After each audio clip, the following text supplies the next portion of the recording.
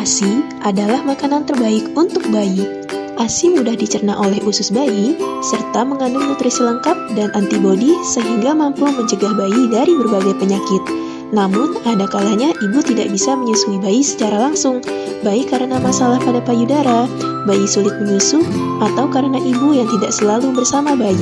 Pada kondisi ini, ibu menyusui bisa tetap memberikan ASI dengan cara memerah dan menyimpan ASI untuk diberikan kepada bayi nantinya. Berikut adalah cara penyimpanan ASI perah.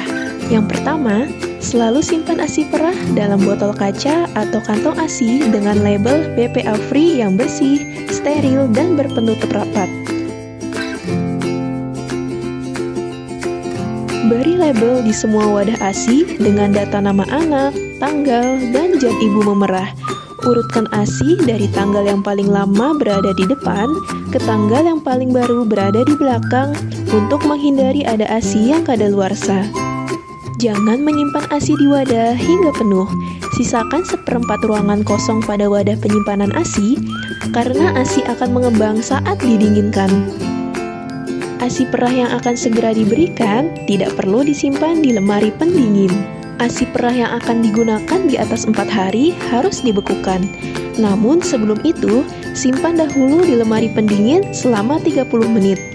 Perubahan suhu drastis dapat merusak komponen ASI. ASI yang baru dipompa atau ASI segar dapat bertahan di suhu ruangan selama 4 jam. Di cooler bag dengan ice bag bertahan selama 24 jam. Di lemari es bertahan selama 4 hari. Jangan simpan ASI di bagian pintu, namun simpan di bagian paling belakang lemari es. Bagian tersebut adalah bagian yang paling dingin dan tidak terlalu terpengaruh perubahan suhu. ASI yang baru dipompa bertahan di freezer selama 2 minggu dalam lemari es 1 pintu, 3-4 bulan di lemari es 2 pintu, dan 6-12 bulan di freezer tunggal yang sangat dingin. ASI beku yang sudah dicairkan tapi belum dihangatkan dapat bertahan di suhu ruangan selama 4 jam dan tidak disarankan untuk diletakkan di cooler bag. Di lemari es dapat bertahan selama 24 jam. Lebih dari itu tidak diketahui keamanannya. Dan di freezer tidak boleh dibekukan kembali. ASI yang sudah dihangatkan dan berada di suhu ruangan harus diminum segera. Tidak disarankan untuk diletakkan di cooler bag, bertahan selama 4 jam di lemari es, dan tidak boleh dibekukan kembali. Sisa ASI yang tidak habis diminum harus segera dihabiskan dalam waktu 1 jam. Lalu jika masih tersisa, segera buang ASI.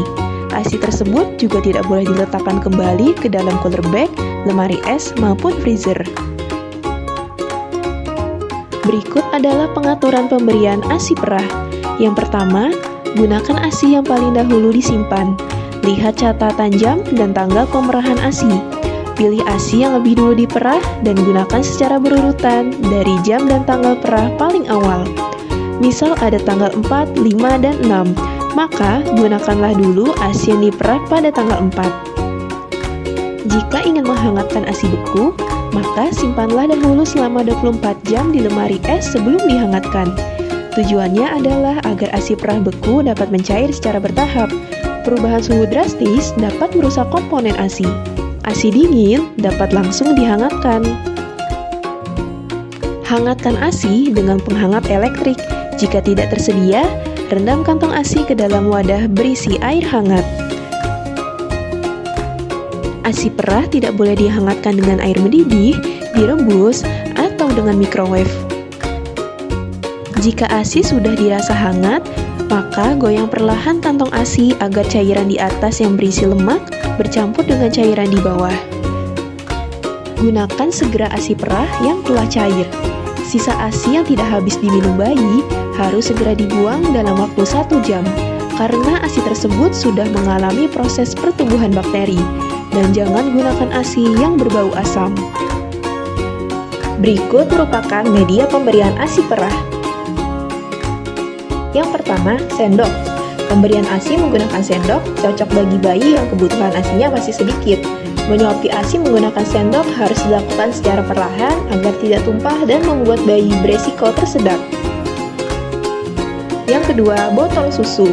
Penggunaan botol susu jadi metode alternatif pemberian ASI yang paling umum dilakukan oleh sebagian besar ibu. Pemberian ASI melalui botol dianggap sebagai cara yang nyaman. Yang ketiga, SPED. SPED berbentuk seperti jarum suntik, namun tanpa jarumnya. Penggunaannya cukup mudah, yaitu dengan memberikannya secara perlahan pada pipi bayi bagian dalam atau lidahnya, lalu biarkan bayi menelan. Selanjutnya yaitu cup feeder.